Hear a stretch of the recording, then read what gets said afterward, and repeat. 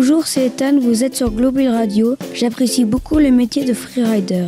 Je vous propose de rencontrer quelqu'un qui fait ce métier. Bonjour, est-ce que vous pouvez vous présenter en quelques mots ? Bonjour, je m'appelle Jonathan Charlet, j'habite à Chamonix, j'ai 33 ans, je suis guide de haute montagne et snowboarder professionnel depuis que j'ai 15 ans. Est-ce que vous pouvez nous dire pourquoi avez-vous choisi ce métier ? J'ai choisi ce métier pour vivre de ma passion, pour passer le plus de temps possible en montagne et pour pouvoir évoluer le plus possible dans la direction que je voulais, et donc c'est-à-dire faire du snowboard et essayer de pousser à fond la ride.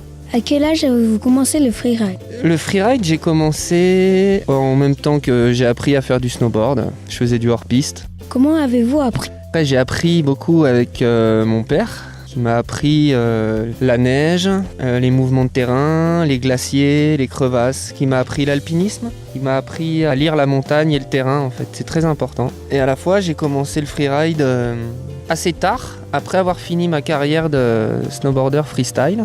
J'ai passé le guide et après ça, je me suis mis au freeride.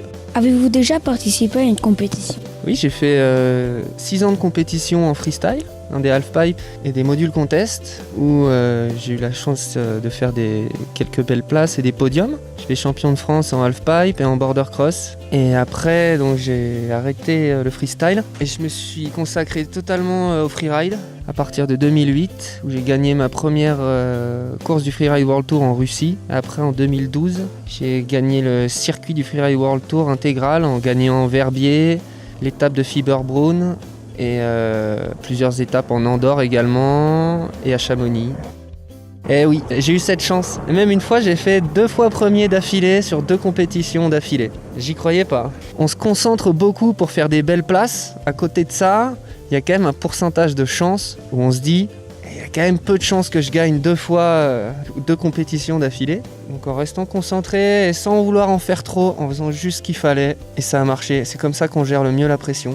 Travaillez-vous avec un coach ? Oui, je travaillais avec un coach, Jean-Philippe Viarouge, qui m'amenait sur les différents événements et qui m'aidait beaucoup sur l'aspect psychologique à l'amont des courses pour justement arriver à gérer ce stress. Pour vous, quelle est la figure la plus difficile ? La figure la plus difficile ? Je sais pas, maintenant il y a un japonais qui fait un quadruple cork 1920 je crois, sur un big air de 30 mètres. Ça me semble complètement irréalisable maintenant. C'était Ethan avec le freerider Jonathan Charlet. On se retrouve après une petite pause musicale sur Global Radio.